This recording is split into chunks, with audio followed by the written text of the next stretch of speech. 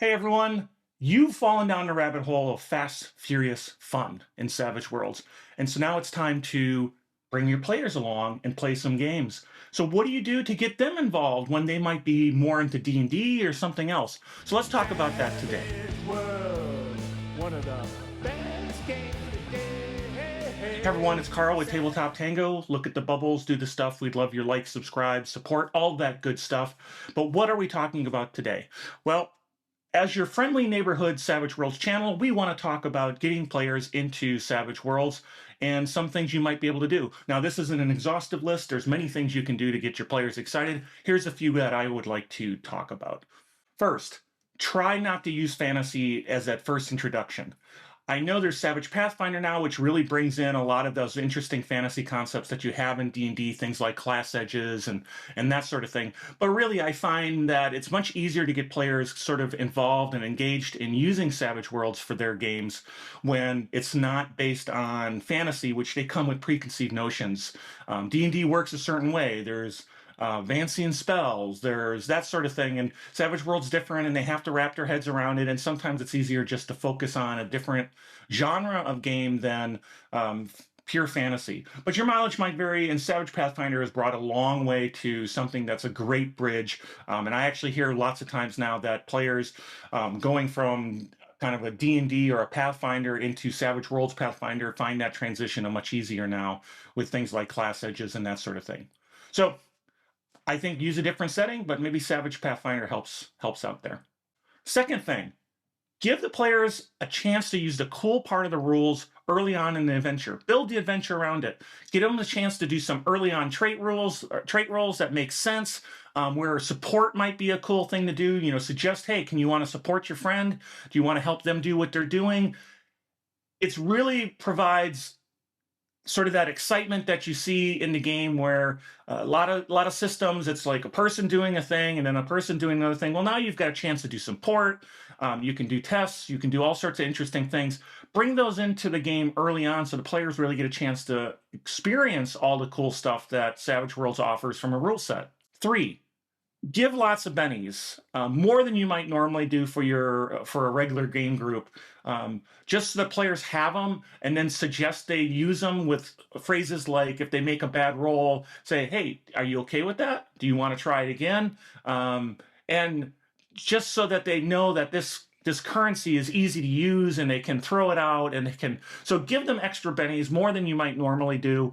I suck at bennies, but when I'm working with new players at a convention or something, I'm very free flowing with the bennies, just so that they can get a feel for how cool it is and get excited about what the game offers as far as that goes. Fourth item, give them an opportunity in combat to use other skills and showcase the folks that maybe aren't combat wizards. I mean, like tests.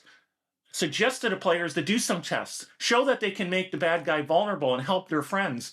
Give them some feel for the combat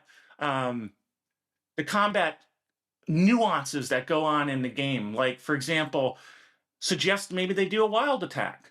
Show them what a desperate attack could do.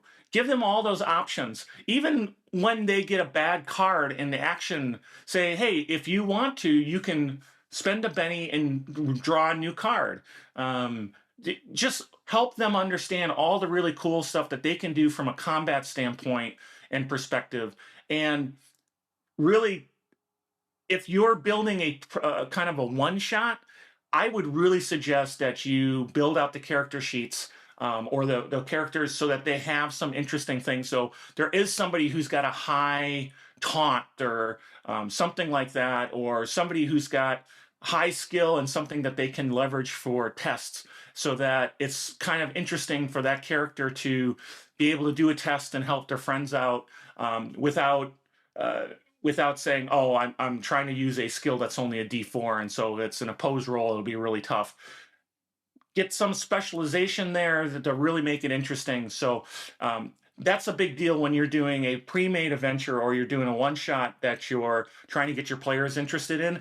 Definitely make the characters out to have interesting things that they can do in the adventure, kind of tailor a little bit to, that what the adventure has, what the players need to have, what's going to be fun when there's going to be, here's an interesting trap or an interesting thing that could use some support roles and that sort of thing, and you've all built that into it.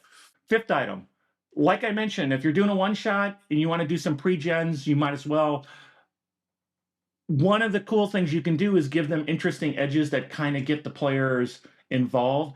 Give them counter strike, give them first strike, give them frenzy, into their character so that they can really have a good time right off the bat. They're not coming in as a novice character without anything interesting in this one shot. There's where people then start talking about, well, in Savage Worlds all the characters feel samey, and I don't agree, but that's players might not get excited, but if you give them some cool edges that they can take advantage of right away in your one shot that you're getting the players excited about, you should do that. So because there's a lot of really cool combat edges. There's some really cool background edges.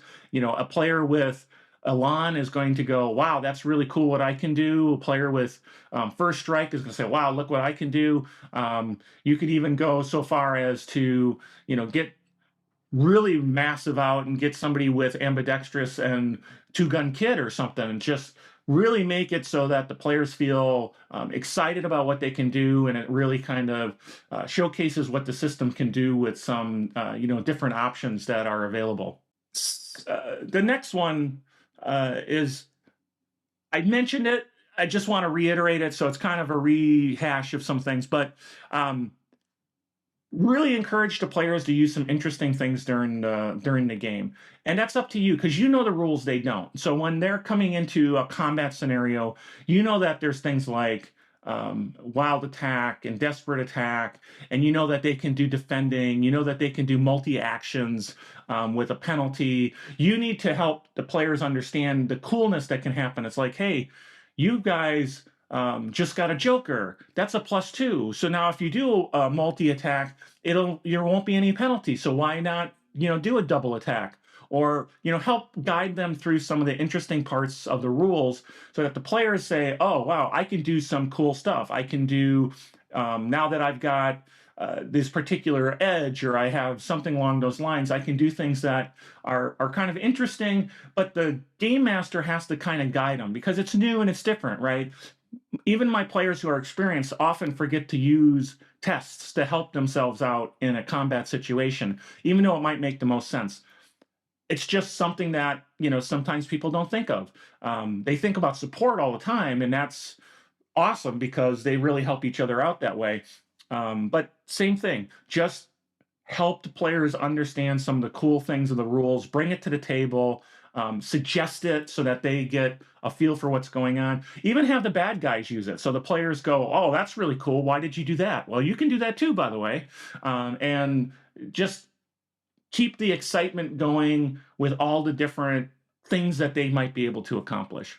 Finally, there's a lot of interesting rules in the Adventures Toolkit that you can take advantage of to maybe make the game not just a typical RPG in the sense of I go in, I kill stuff, I loot their bodies, that sort of thing. You can bring in dramatic tasks, which are, high tension things that can go wrong, and the players need tokens and they've got to narrate. You can use social conflicts, which make it more interesting when you're interacting with an NPC to, convince them to do something that you want them to do. So there's a lot of interesting rules that you can take advantage of that makes the game super interesting and showcases some of the items that maybe another game might not have, or they might not be used to within the system. And dramatic tasks are a really awesome way of kind of finishing up an adventure where they're successful, but at the last minute they need to defuse the bomb, which is an example they use in the book, or they have to set up something like some charges on a bridge or whatever, and it really makes it interesting for players to see a different side of the rules that they can take advantage of. Now, you could also do that with chases, but chases are complicated, and players have a hard time wrapping their head around those sometimes. So chases might be a little more advanced, but if you can explain it, chases are fun too. So anyway, I'm Carl with Tabletop Tango. Again, look at the bubbles, do the stuff. Really love your support. Appreciate all the good comments we get, and we will keep doing this as long as you enjoy it and get players playing Savage Worlds. Thank you much. Bye. Savage World, one of the best games today. Savage World, Benny enhance my play. Oh, Savage World, different setting any day.